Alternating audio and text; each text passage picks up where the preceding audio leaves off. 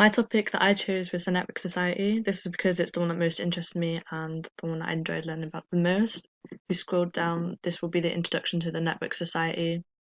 Here I wanted to explain in further detail by using one theorist, Van Dyck, and used basically what he thought the Network Society was. He believed that the Network Society has always been around and has always been involved in politics, social, and economic change. I then again used another theorist to compare and just to show a different idea of or theory of what network society is. This one was by Emmanuel Castell. He believes the network society is created and organized by new forms of time and space. This is also known as timeless time and space of flow.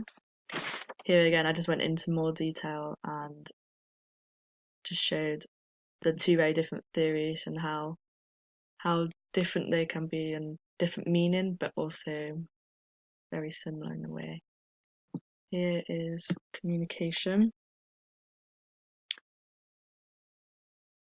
Here I wanted to show just how the network society has changed communication for us and how communication is used as well in day-to-day life. Here I used how migrants use like social media and apps like WhatsApp and Google Maps to as a survival tool, just to communicate with their families, just to get about, to communicate with others, and just how the network society has changed this from years ago. You would never be able to do this, from today. There's many migrants who only bring their mobile phones to be able to just to survive. And I just went into more further detail using articles and some evidence to back it.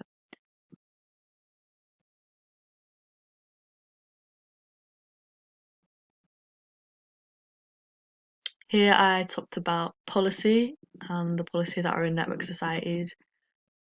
Without them, we wouldn't be able to have the privacy and be able to do the things that we wanted to do. It's very important that we have these in a network society.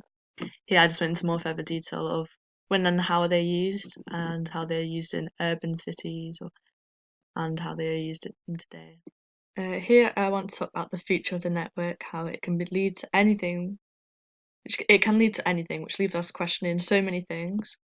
And here I just went into more detail about what the future looks like for us with the network society and the many questions that leave us that needs answering. These can be from the security, how do we protect ourselves against networks from cyber war and cybercrime, um, the network quality, how do we ensure that it will be functioning, and the privacy and how do we ensure that our privacy and data will be protected and so on. So here I just go into more detail and here I talk about self-driving cars and how just the benefits and disadvantages of that and how it would look like we'll be having these in the future. And then just again, just further explaining how the network has changed our life so much and the possibilities of it, what it can do the next 20 years. So, and yeah. And here are my references. Yeah, and I just wrote a note of how they would be useful to me and when I would be using them.